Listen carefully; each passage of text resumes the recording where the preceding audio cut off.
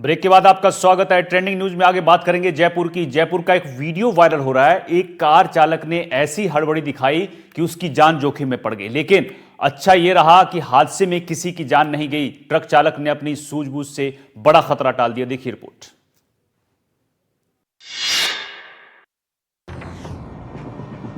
जयपुर का बहांगकरोटा थाना क्षेत्र। सड़क पर रोज की तरह गाड़ियां दौड़ रही थीं, लेकिन सेकंडों में यह तस्वीर बदल गई और कुछ ऐसा हुआ जिसे देखकर लोग हैरत में पड़ गए। जानकारी के मुताबिक 16 पहियों वाला ट्रक आगे चल रहा था। तभी कार चालक ने खतरनाक तरीके से ओवरटेक किया और उसके बाद कट मारने की कोशिश की और कट मारते ही गाड़ी ट्रक की चपेट में आ गई। कार किसी खिलौने की तरह ट्रक के आगे घिसट रही थी। करीब 50 मीटर तक गाड़ी घिसटती रही। इस दौरान ट्रक चालक ने किसी तरह ब्रेक लगाया और कार में बैठे पति पत्नी की जान बच गई। सड़क पर ऐसे मंजर तो बार बार पेश आते हैं। जरा सी गलती और सेकंडों के फासले में जान चली जाती है। नियम और कायदे सबको पता है, बावजूद इसके लोग बार बार गलती करते हैं और जिंदगी को खतरे में डालते हैं। उत्तराखंड के बागेश्वर में एक मामूली सड़क हादसे में एक बुजुर्ग की जान चली गई। हालांकि दोनों चालकों की रफ्तार तेज नहीं थी। हादसे के बाद कार चालक ने खुद जख्मी बाइक सवार को अस्पताल पहुंचाया, लेकिन बाइक पर सवार एक बुजुर्ग की मौत हो गई। बागेश्वर तहसील रोड पर जो हादसा हुआ उसने सबको हैरान कर दिया। जहां कार और बाइक में मामूली टक्कर हुई और 70 साल के एक बुजुर्ग जैत सिंह की मौके पर ही मौत हो गई। सड़क हादसे में बाइक चला रहा युवक जख्मी हो गया। वायरल वीडियो में एक मोड़ से कार निकली और बगल से आ रही बाइक उससे टकरा गई। दोनों गाड़ियों की रफ्तार भी ज्यादा नहीं थी, लेकिन मौत ने दस्तक दी और बुजुर्ग की मौत हो गई। एक हादसे की एक अलग तस्वीर ये भी है कि खुद कार चालक विक्रम प्रसाद ने घायल युवक को जिला अस्पताल तक पहुंचाया। बताया जा रहा है कि जैत सिंह और युवक आन सिंह बाइक से बिलौना से बागेश्वर जा रहे थे। इस दौरान विकास भवन के तिराहे पर एक अनियंत्रित कार ने उनकी बाइक को जोरदार टक्कर मार दी। टक्कर से जैत सिंह का हेलमेट टूट गया और उनके सिर में गंभीर चोट लग गई।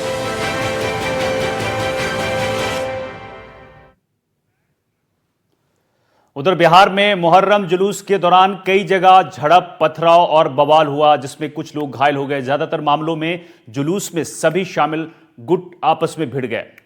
नीतीश राज में गोपालगंज में दो पक्षों के बीच भिड़ंत का वीडियो कैमरे में कैद हो गया। इस रिपोर्ट में देखिए।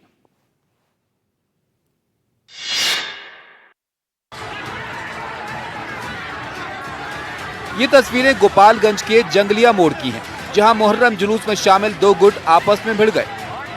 दोनों पक्षों ने एक दूसरे पर लाठियां बरसाई। मारपीट और भगदड़ का ये वीडियो जमकर वायरल हो रहा है। इस पूरी वारदात में 25 से ज्यादा लोग घायल हो गए हैं। वहीं पुलिस दोनों पक्षों के साथ पूछताछ कर मामले की जांच कर रही है। वहीं कटिहार में मुहर्रम के जुलूस के दौरान जुलूस में शामिल उपद्रवियों ने एक मंदिर पर पथराव किया। साथ ही जुलूस देखने आए लोगों पर भी पत्थर फेंके गए, जिसके बाद पुलिस और प्रशासन ने हालात को काबू में किया। प्रशासन ने कहा है कि किसी भी दोषी को बख्शा नहीं जाएगा। मुहर्रम के दौरान एक तस्वीर दरभंगा से भी आई, जहां आपसी विवाद की वजह से दो गुट आपस में भिड़ गए। इस दौरान जमकर मारपीट हुई, जिसमें कई लोग घायल हो गए। मौके पर पहुंची पुलिस ने हालात को काबू किया और लोगों से शांति की अपील की है। बिहार में एक और हत्याकांड हुआ है। यहां की राजधानी पटना के पास खगौल में एक और हत्याकांड हुआ, जहां एक स्कूल के संचालक को गोली मार दी गई। देखिए इस हत्याकांड की पूरी कहानी 1 मिनट में। दानापुर के खगौल इलाके में उस वक्त दहशत फैल गई जब घात लगाकर बैठे कुछ अपराधियों ने एक स्कूल संचालक की हत्या कर दी। शुरुआती जांच में पता चला है कि अजीत कुमार यादव अपनी स्कूटी से जा रहे थे, तभी उन पर कुछ अपराधियों ने ताबड़तोड़ फायरिंग कर दी, जिससे मौके पर ही उनकी मौत हो गई। वारदात के बाद पुलिस मौके पर पहुंची और छानबीन शुरू कर दी है। मृतक का नाम अजीत है और ये मुस्तफापुर के रहने वाले हैं और लेखा नगर में भी रहते हैं। दोनों जगह इनका आना जाना रहता है। इसमें जो भी टेक्निकल और साइंटिफिक एविडेंस है उनका हम लोग कलेक्शन कर रहे हैं। सीसीटीवी फुटेज भी खंगाली जा रही है और एसडीपीओ दानापुर के नेतृत्व में एक एसआईटी का गठन भी कर दिया गया है। जांच में जुटी पुलिस सीसीटीवी फुटेज खंगाल रही है। आरोपी की गिरफ्तारी के लिए पुलिस लगातार छापेमारी कर रही है। इस मामले में पारिवारिक विवाद के साथ अवैध संबंध की वजह से हत्या की वजहों की जांच भी की जा रही है। इसकी वजह है कि मृतक एक महिला के साथ सालों से लिव इन में रहता था, जिससे उनके 2 बच्चे भी हैं। ऐसे में शक है कि कोई पारिवारिक कलह वजह हो सकती है। बिहार के मोतिहारी में भी मुहर्रम के जुलूस के दौरान हाल कोई दूसरा नहीं है। यहां भी बवाल मचा हुआ है। मुहर्रम के जुलूस से लौटते लोगों से दूसरे गुट में हिंसक झड़प में एक शख्स की मौत हो गई, जबकि 4 लोग घायल हो गए। देखिए इस रिपोर्ट में। रंजिश पुरानी थी। विवाद पंचायत चुनाव के दौरान हुए मनमुटाव का था और बदला मुहर्रम के जुलूस से लौटते समय लिया गया। हमलावरों ने अजय यादव पर लाठियों से हमला किया और मौके पर ही उसकी मौत हो गई। बताया जा रहा है कि पंचायत चुनाव के दौरान अजय के चचेरे भाई राजेश राय और निजामुद्दीन के बीच विवाद हुआ था, जिसके बाद दुश्मनी हो गई थी। मामला पूर्वी चंपारण के कोठिया बाजार इलाके का है। हमले में 4 लोग घायल हो गए हैं, जिन्हें मुजफ्फरपुर के SKMCH में भर्ती कराया गया है। पुलिस ने इस मामले में 12 आरोपियों को गिरफ्तार किया है और पूछताछ कर रही है। घटना के बाद प्रशासन ने मृतक के परिजनों को आर्थिक मदद देने का ऐलान किया है। हालात पर नजर रखने के लिए इलाके में पुलिस की भारी तैनाती है और लोगों से किसी भी तरह से अफवाह से दूर रहने की अपील की गई है।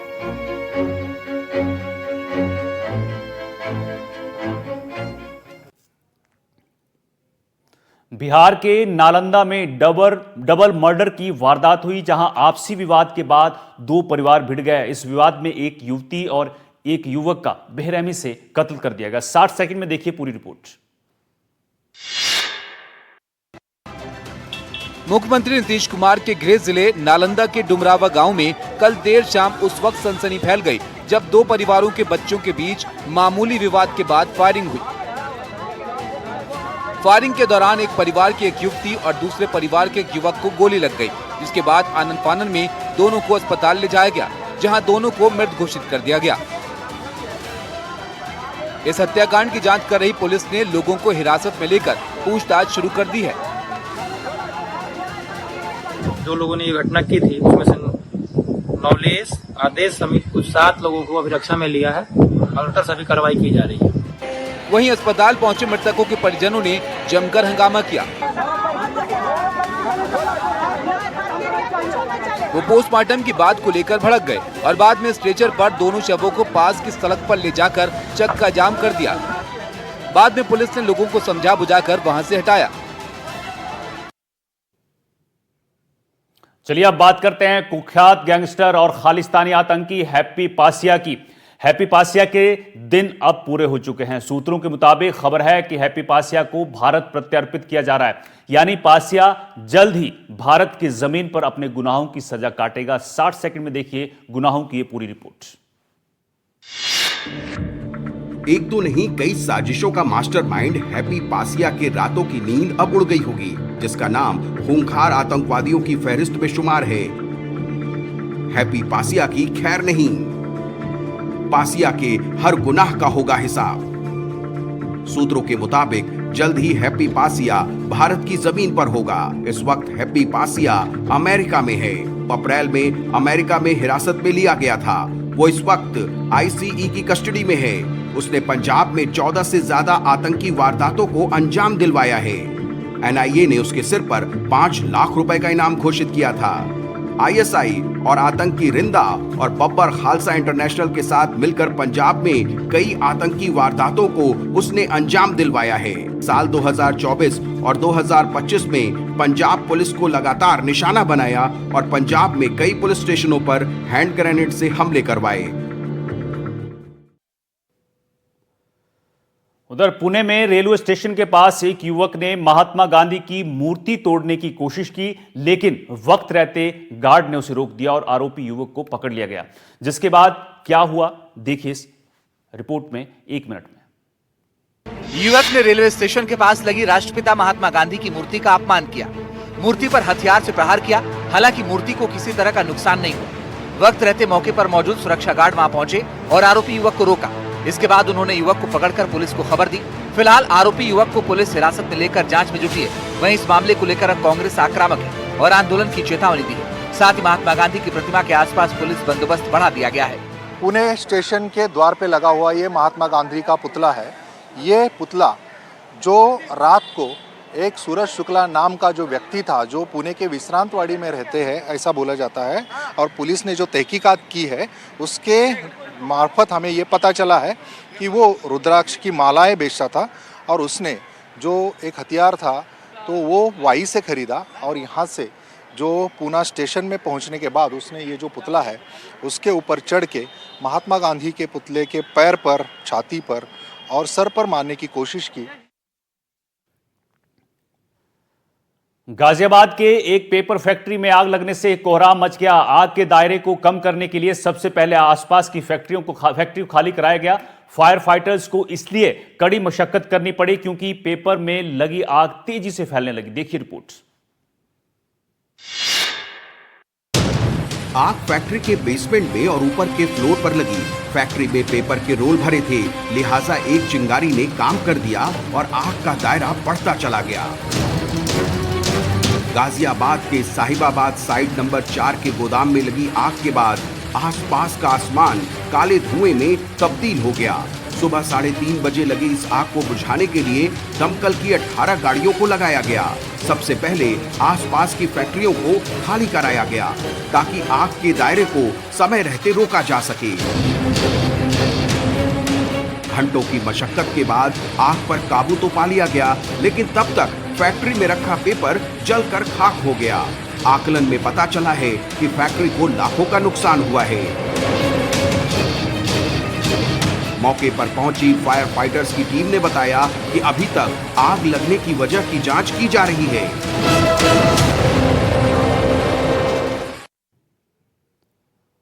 उधर गाजियाबाद में ही एक होटल में भीषण आग लगने से बड़ी तबाही मच गई। आग का रौद्र रूप देखकर इलाके में हड़कंप मच गया। आग इतनी भयंकर थी कि आसपास की इमारतों में भी खतरा मंडराने लगा। सवाल यह है कि कैसे लगी ये भीषण आग। 60 सेकंड में देखिए पूरी खबर।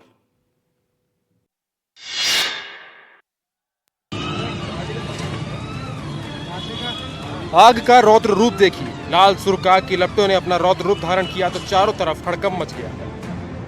नीचे भीषण आग और आसमान में काले धुएं का गुबार। ये वीडियो दिल्ली से सटे गाजियाबाद के साहिबाबाद इलाके का है, जब एक छोटी सी चिंगारी ने भीषण रूप ले लिया और होटल कुछ ही घंटों में पूरी तरह से जलकर खाक हो गया। आग की खबर के बाद फायर ब्रिगेड की टीम मौके पर पहुंची और आग को काबू करने की कोशिश शुरू कर दी। फायर ब्रिगेड की टीम ने करीब 1 घंटे की कड़ी मशक्कत के बाद भीषण आग पर काबू पाया। इसके बाद करीब 20 मिनट तक कूलिंग का काम किया गया। गनीमत यह रही कि हादसे में किसी के हताहत होने की खबर नहीं है, लेकिन भीषण आग से पूरा का पूरा होटल जलकर खाक हो गया। अब सवाल ये उठ रहे हैं कि होटल में भीषण आग की लपटें कैसे लगी। हालांकि आग लगने की वजहों का खुलासा नहीं हो पाया है, लेकिन शॉर्ट सर्किट की वजह से आग लगने की आशंका जताई जा रही है। उधर सीकर में ट्रक चालकों और परिवहन विभाग में विवाद हो गया। विवाद के बाद बात मारपीट और तोड़फोड़ तक पहुंच गई। क्या है पूरा मामला, आपको दिखाते हैं।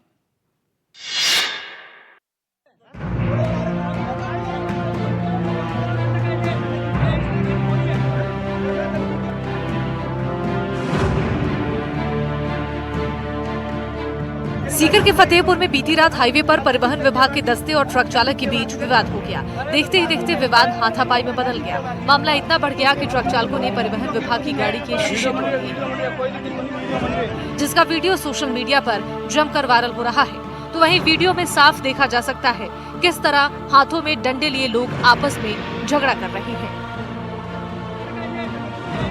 हालांकि ट्रक चालकों का आरोप है कि आरटीओ के इंस्पेक्टर प्राइवेट लोगों के साथ गाड़ी की चेकिंग कर रहे थे, जिन्होंने ट्रक चालकों से बदतमीजी की और मारपीट की। विवाद के बाद बड़ी संख्या में ट्रक चालक मौके पर जमा हो गए और दोनों पक्ष आमने सामने हो गए। फिलहाल बताया जा रहा है कि इस मामले में अब तक पुलिस में कोई शिकायत दर्ज नहीं कराई गई है। कहते हैं ना, पाप कभी भी छिपता नहीं है, आज न कल उसका पोल खुलना तय है। ऐसा ही एक मामला गाजियाबाद का है। एक बुजुर्ग महिला से मारपीट का वीडियो वायरल हो रहा है। वारदात की आरोपी पीड़िता की बहू है। पूरी वारदात सीसीटीवी में कैद हो गई। रिपोर्ट देखिए। ये सबसे शर्मनाक तस्वीरें हैं। ये मंजर बेचैन करता है। इस महिला ने न रिश्तों की लाज रखी और न ही इंसानियत के तकाजों की परवाह की। बुजुर्ग महिला से उसकी बहू की पहले बहस हुई, पीछे बहू की मां भी खड़ी थी। इस दौरान पीड़ित थककर सीढ़ियों पर बैठ गई। बावजूद इसके आरोपी बहस करती रही और उसके बाद शर्म की सारी सीमाएं पार हो गईं। तस्वीरें देखिए, सोचकर हैरानी होती है कैसे कोई इस उम्र की महिला पर हाथ उठा सकता है। लेकिन अगर आंखों में बेशर्मी का पर्दा चढ़ा हो तो फिर ऐसे शर्मनाक मंजर तो पेश ही आएंगे।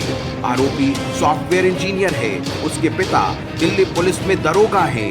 गाजियाबाद पुलिस पर आरोप है कि खाकी लिंक होने की वजह से उसने एफआईआर दर्ज करने में देरी की।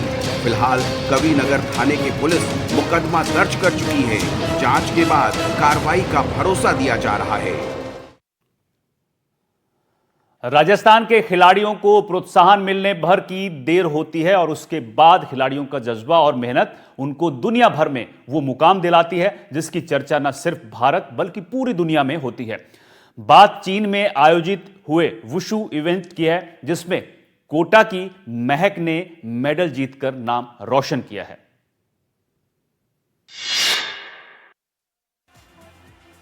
2 से 7 जुलाई के बीच चीन में आयोजित हुए एशिया कप के वुशु इवेंट में रजत पदक हासिल कर कोटा महाबली स्पोर्ट्स एकेडमी की खिलाड़ी ने विदेशी धरती पर तिरंगा लहरा दिया।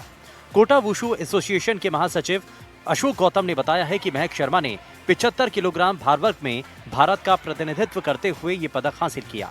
कोटा के पास सींता गांव की रहने वाली महक शर्मा अब कोटा से दूसरी महिला खिलाड़ी बन गई हैं, जिसने अंतर्राष्ट्रीय वुशु मंच पर पदक हासिल किया।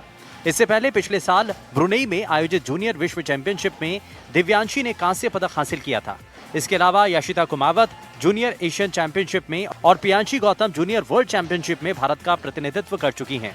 कोटा से अब तक 4 बेटियां और 2 बेटे अंतर्राष्ट्रीय स्तर की प्रतियोगिता में राजस्थान से देश का प्रतिनिधित्व कर चुके हैं।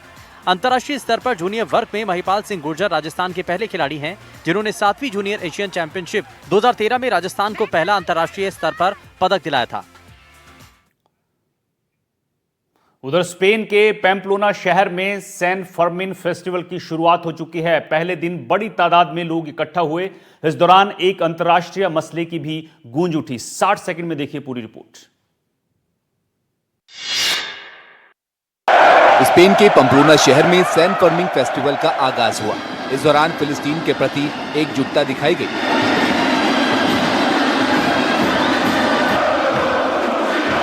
यूरोपीय देशों में फिलिस्तीन के लिए आवाज उठाना कोई नई बात नहीं है। साल 2024 में स्पेन, नॉर्वे और आयरलैंड ने फिलिस्तीन राज्य को मान्यता दी थी। उसी दौरान स्पेन की उप प्रधानमंत्री योलांडा डियाज ने नदी से लेकर समुद्र तक फिलिस्तीन के आजाद होने की बात कही थी।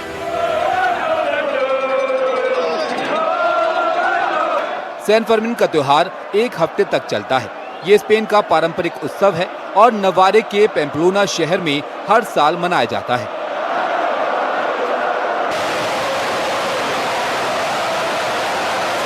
छह जुलाई के दिन दोपहर से इसकी शुरुआत होती है और ये 14 जुलाई को आधी रात तक चलता है।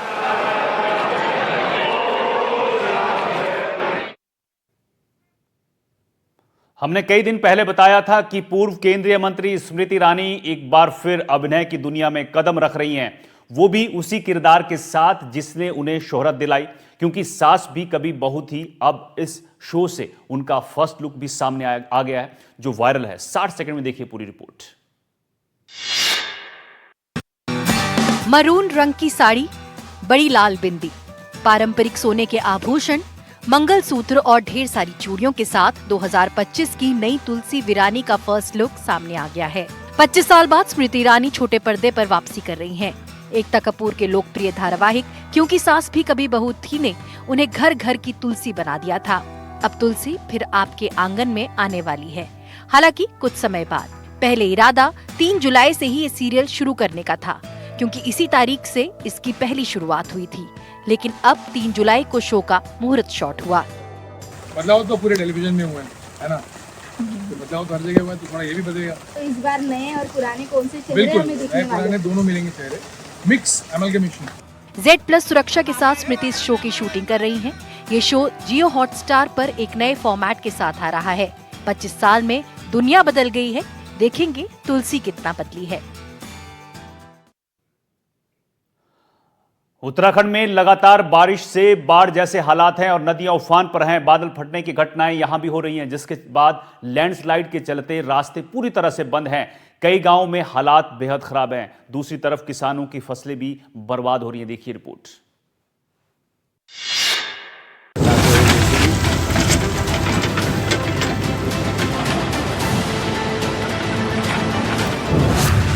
यमुनोत्री हाईवे बीते 8 दिनों से बंद है।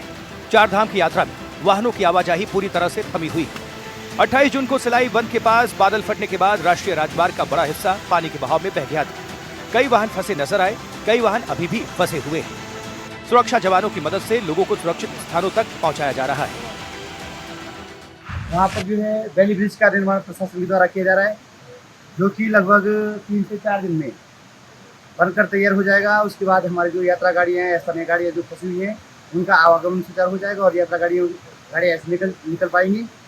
साथ ही जो सेना चट्टी वासियों के लिए एक मुसीबत बनी हुई है।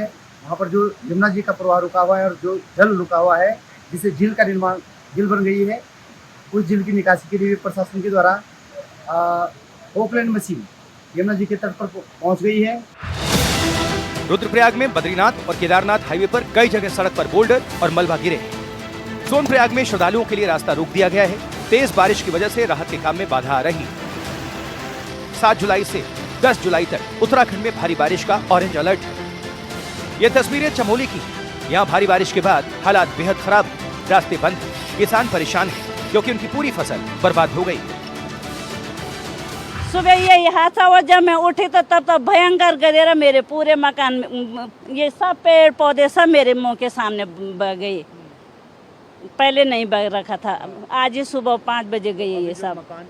मकान ये मेरी है, ये गौशाला के अंदर पानी गया, ये मेरी देवरानी का गौशाला है। ये ढहने का डर बना हुआ है। डर क्या कि गए आज रात फिर बारिश आएगी तो कल तक ये कुछ नहीं बचेगा ना।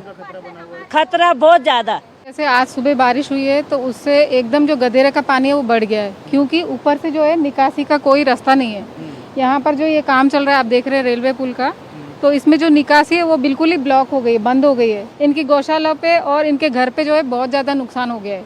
जो इनके नीचे से खेत थे ये भी टूट गए हैं। अलकनंदा नदी का जलस्तर लगातार बढ़ रहा है। वहीं देहरादून, टिहरी, चमोली, रुद्रप्रयाग, बागेश्वर, नैनीताल और चंपावत बारिश का ऑरेंज अलर्ट जारी किया गया है। यानी हालात फिलहाल कुछ दिन इसी तरह के रहेंगे। Bureau report, NDTV India.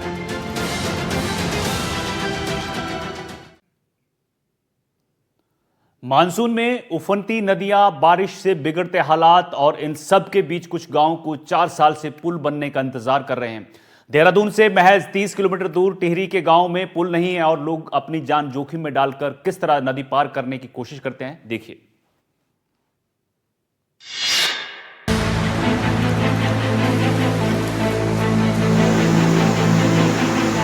ये टिहरी गांव की तस्वीरें हैं, जहां जेसीबी मशीन को पुल बनाकर लोगों को नदी पार कराई जा रही है।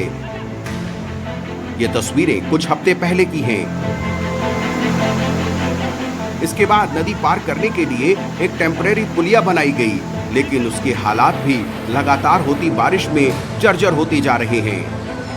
एक ट्रॉली पुल भी बनाया जा रहा है, लेकिन वो भी अब अभी निर्माणाधीन है, यानी अभी अंडर कंस्ट्रक्शन है।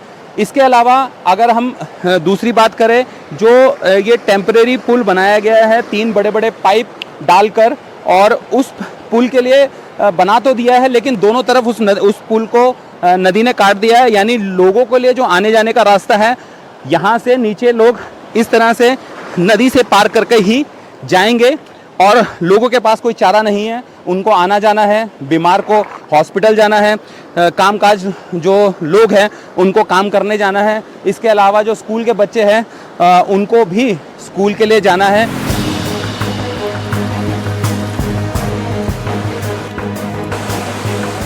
ये गांव बीते 4 साल से पुल बनने का इंतजार कर रहा है। और रही बात बजट की, तो आपको बता दें कि करीब 1 करोड़ 93 लाख रुपए की लागत से 48 मीटर लंबा पुल बनाना था। 1 जनवरी 2022 से काम शुरू होना था और 7 जुलाई 2022 को पूरा होने की उम्मीद थी, लेकिन जुलाई 2025 तक भी पुल नहीं बन पाया। इतना ही नहीं, इस साल पुल का बजट भी बढ़ाया गया। साल 2025 में इस पुल के लिए 2.25 करोड़ रुपए स्वीकृत किए गए, लेकिन पुल कहीं नहीं है। मानसून सीजन में न सिर्फ एक गांव बल्कि 3 ग्राम सभा के सभी लोग 3 महीने के लिए घरों में कैद हो जाते हैं, क्योंकि नदी पार करने का कोई पक्का पुल नहीं है। इस वजह से किसानों के उत्पाद बाजार तक नहीं पहुंच रहे, बच्चे स्कूल नहीं जा पा रहे और बीमार घरों में ही रहने को मजबूर हैं। 22 में आपदा आई, तब से अभी तक ये पुल ऐसे पड़ा हुआ है। हमें तो 5 साल हो गए देखते हुए। 5 मजदूर लाते हैं वहाँ से, इतने से ज़्यादा लोग अपने घर में रखते हैं मजदूर काम करवाने के लिए। ऐसे चलता है ऐसा कोई काम? तूफान में रहती है तो हम और पार नहीं जा पाते। हमारा जो मंडी का होता है, सब्जियाँ होती है, वो भी ऐसी सड़ती है। हम लोग ऐसे जैसे कैद में हैं। 3 महीने हमारा ऐसा ही चलता है। कुछ पता नहीं कब बढ़ जाए। अगर अभी ऊपर अगर ज़्यादा बारिश हो रही होगी तो उससे अभी पानी आ जाएगा ज़्यादा, इसमें तो आर पार होना बहुत मुश्किल है। विभाग आए दूसरे दिन तो उन्होंने क्या किया है, JCB से इसे खुलवा दिया। भाई बरसात में ये थोड़ी चलेगी बिल्कुल व्यवस्था, जैसे पाइप लगाए हुए हैं, इधर से नाला उधर से नाला, आप लोग देख ही रहे हैं इधर। इस पुल को जुलाई 2022 में ही बनकर तैयार हो जाना चाहिए था, लेकिन पुल नहीं बना। नदी पार करने के लिए ट्रॉली पुल का निर्माण भी बीच में ही अटका है।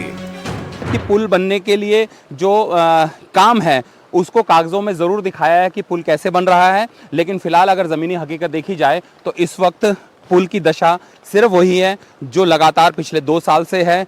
नीचे बिम बना दिया है, दूसरी तरफ भी बिम बना दिया। हाँ, एक अपडेट और है कि दूसरी तरफ भी बिम बना दिया गया पिछले 4-5 साल में, और यहाँ पर कंक्रीट का जाल है, लेकिन पुल का नामो निशान नहीं है।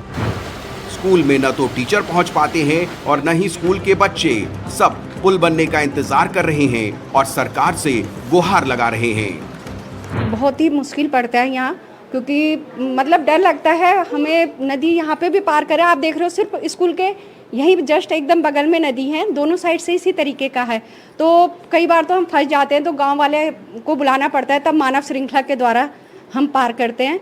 और बच्चों के लिए भी बहुत मुश्किल होती है। सुबह मतलब हमारे फ़ोन शुरू हो जाते हैं कि किस बच्चे को कैसे लाना है, कैसे ले जाना है। बच्चों को भी स्कूल आने में बहुत ज़्यादा तकलीफ होती है। पहले तो पुल थे छोटे मोटे जो गांव को आर पार करते थे यहाँ से लोग, अब तो वो भी नहीं है। और उसके बाद ये बड़ा पुल जो बनना था, कंप्लीट होना था इसने 2022 में, अभी तक ऐसे ही पड़ा हुआ है जिस पे कोई काम नहीं है। नदी पार करते हुए डर लगता है? हाँ जी। लगता नहीं है कि कभी बह जाओगे? बच्चे स्कूल भी जाना जरूरी? हाँ जी। कैसे जाते हो नदी के? नदी टपके जाते हैं। और कपड़े भी भीग जाते हैं, तो कोई कोई सूख जाते हैं। तो कैसे पार करते हो नदी? हम लकड़ी के पुल से पार करते हैं। क्या कहेंगे अब जो लोग बैठे हुए सरकार में, बड़े लोग बैठे, उनको क्या कहना चाहेंगे अपने गांव के पुल के लिए? हम कहना चाहेंगे कि हमारे गांव में जल्द से जल्द पुल बन जाए, और तो इसलिए लोग इधर उधर भी जा पाएंगे।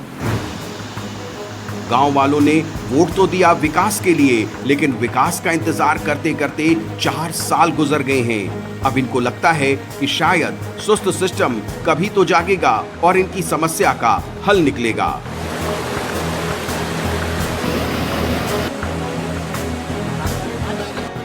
टिहरी से किशोर रावत की रिपोर्ट, NDTV इंडिया।